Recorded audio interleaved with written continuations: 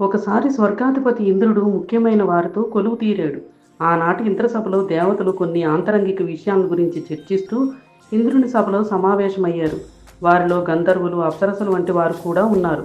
ఒక పక్క తీవ్రమైన చర్చ జరుగుతూ ఉద్రిక్త వాతావరణం అలుముకున్న సమయంలో క్రౌంచుడు అనే గంధర్వుడు సమావేశానికి భంగం కలిగించేలా అనుచితంగా ప్రవర్తించాడు.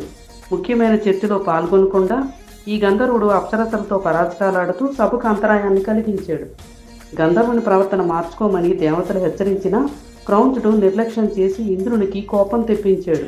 ఆగ్రహించిన ఇంద్రుడు అతనిని తక్షణమే ఎలుకగా మారమని శపించాడు.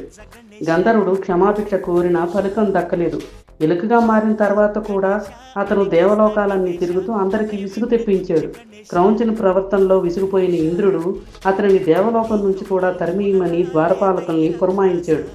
ద్వారపాలకులు ఇంద్రుని ఆదేశం మేరకు ఎలుకను భూమిపైకి విసిరేశారు. భూమిపై పడిన ఈ మూషికం పరాశుని ఆశ్రమానికి చేరుకుంది.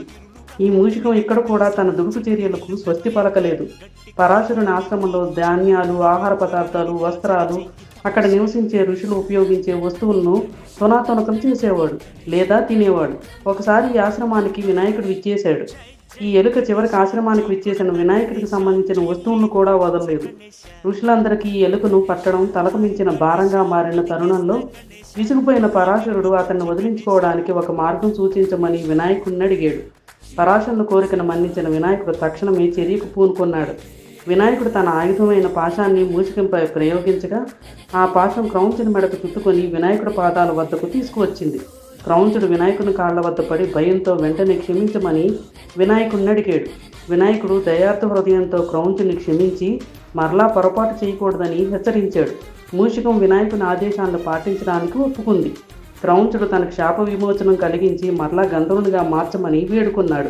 క్రౌంచుని శాపాన్ని కారణాన్ని గ్రహించిన వినాయకుడు ఇంద్రుని శాపం తొలగిపోయేది కాదని గ్రహించి మధ్య మార్గంగా ఇంకొక ఉపాయాన్ని క్రౌంచునికి చెప్తాడు. ఏ శుభకార్యమైనా, నోములైనా, వ్రతాలైనా ముందుగా ఆదిదేవుడు వినాయకుని పూజించడం ఆనవాయితీ. ఇంద్రుని ఇచ్చిన శాపాన్ని తొలగించడం సాధ్యం కాదు కాబట్టి వినాయకునికి వాహనంగా మూషికం కూడా వినాయకునితో పాటు తొలి పూజలు అందుకునే వరాన్ని క్రౌంచుడికి ప్రసాదించాడు. ఈ కారణంగానే గంధర్వుడైన క్రౌంచుడు వినాయకునికి వాహనంగా మారాడు. క్రౌంచుడు ఎలుకగా ఉన్న కారణాన వినాయకుడు శరీర బరువును మోయలేడు కాబట్టి క్రౌంచుడు వినాయకుడిని తేలిగ్గా మారమని కోరాడు. వినాయకుడు క్రౌంచుని కోరిక మన్నించి తాను ఎలుకను అధిరోహించిన సమయంలో క్రౌంచుడు తన బరువును మోయగలిగేలా వరాన్ని ప్రసాదించాడు.